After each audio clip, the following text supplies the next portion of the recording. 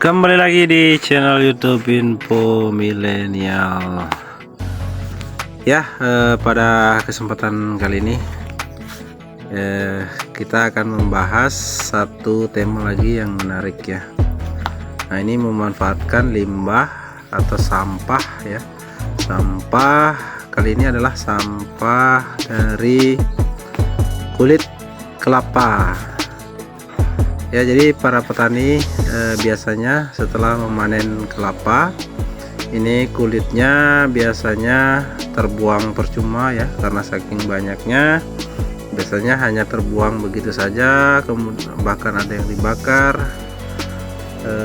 terbakar hangus begitu saja tanpa dimanfaatkan secara maksimal. Nah, ternyata kulit kelapa ini limbah daripada pembuatan kopra ini masih bisa dimanfaatkan ya, kita kembalikan ke alam sebagai media tanam yang sangat luar biasa. Nah, media tanam yang terbaik itu kulit kelapa yang bagaimana? Nah, tadi ada kulit kelapa yang masih hijau, itu sebaiknya kita jemur dulu. Kulit kelapa yang sudah berwarna kecoklatan, sudah kering seperti ini, baru bisa maksimal kita gunakan sebagai media tanam. Kenapa yang hijau belum maksimal? Karena kandungan taninnya masih sangat tinggi. Sebagaimana kita pahami bersama bahwa tanin itu adalah zat yang bisa menghambat pertumbuhan tanaman. Jadi kalau kita manfaatkan untuk media tanam, dia bisa menghambat pertumbuhan tanaman ya. Tidak bisa membunuh tanaman atau mematikan tanaman, tetapi dia akan menghambat perkembangan tanaman. Jadi kelapa yang masih hijau seperti ini, limbah kulit kelapa ini kita jemur dulu terlebih dahulu. Nanti setelah kecoklatan ya sudah kering, baru kita proses lanjutannya. Nah, seperti apa proses pengolahan limbah kelapa ini? Secara sederhana akan saya berikan contoh caranya ya. Jadi untuk cara simpelnya seperti ini. Pertama, kulit kelapa ini kita tumbuk-tumbuk ya, tumbuk-tumbuk supaya mudah kita ukurannya lebih kecil gitu ya. Jadi beberapa teknik bisa kita lakukan, bisa menggunakan parut atau mesin. Biasanya yang modern itu adalah mesin pembuat coco fiber atau coco pit ya. Nah, ini saya berikan cara sederhana ya, cara manualnya, untuk karena seringkali petani itu kan tidak memiliki mesin pembuat coco pit atau coco fiber ya.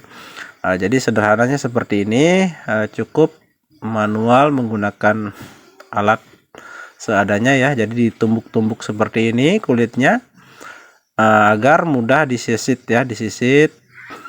Jadi dipisahkan antara kulit dengan seratnya.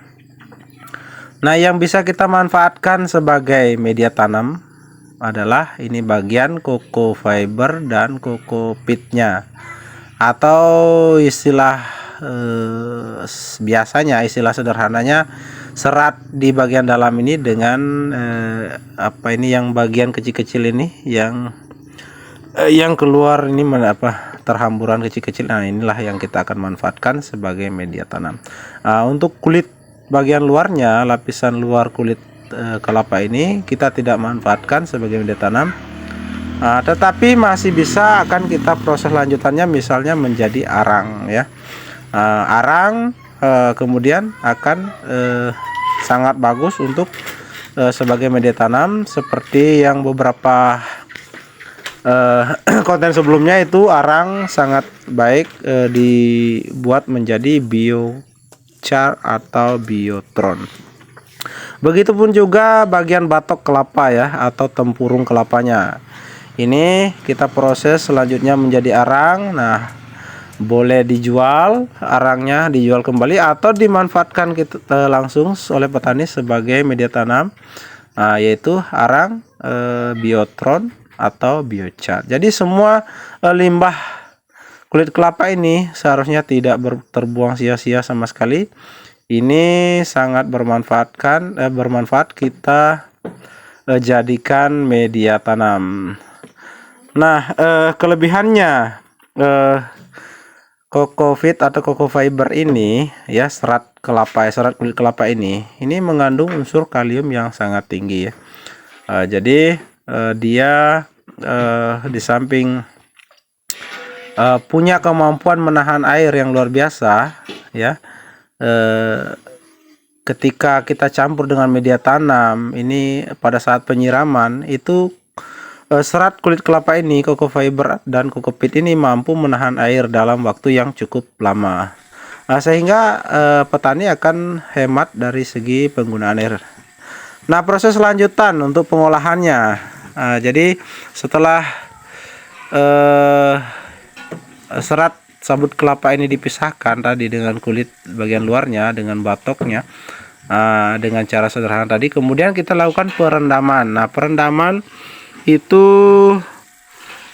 kita lakukan minimal 24 jam. Kenapa harus 24 jam? Nah, ini tujuannya tadi sempat di awal saya sebutkan tanin ya, tanin. Nah, kalau kita rendam serat kelapa ini itu dalam 24 jam airnya akan berubah menjadi kemerahan ya.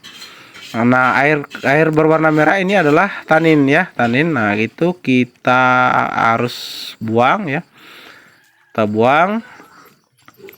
Ya, ini kita buang. Kemudian setelah buang bekas air rendaman tadi, kemudian kita bilas sekali lagi. Ya, boleh berkali-kali dibilas sampai airnya kembali berwarna jernih ya, berwarna putih jernih. Dengan proses perendaman ini kita sudah menekan jumlah tanin, konsentrasi tanin di dalam coco fiber atau cocopit ini. Ya, untuk pemanfaatan secara sederhananya seperti ini. Jadi kita masukkan ke dalam pot, isi pot sekitar sepertiga ya, sepertiga bagian. Jadi coco fiber atau cocopit ini disimpan di bagian bawah paling dasar ya. Nah, ini nanti fungsinya untuk menahan air sehingga tidak boros penyiraman pada tanaman. Kemudian juga mengandung unsur hara makro yang dibutuhkan oleh tanaman ya. Untuk penggunaan di lahan secara langsung bagaimana caranya? Nah, itu bisa dibuatkan lubang tanam misalnya ukuran 1 meter lingkaran. Nah, itu di bagian dasar galian itu nanti ditaruhkan coco fiber atau cocopit ini ya, sekitar sepertiga atau sampai seperdua bagian lubang tanam. Nah, jadi seperti itu caranya ya, sangat mudah. Oke, terima kasih sudah mengikuti. Jika ada pertanyaan silahkan komentar. Jangan lupa like, komen, dan subscribe. Dan salam info.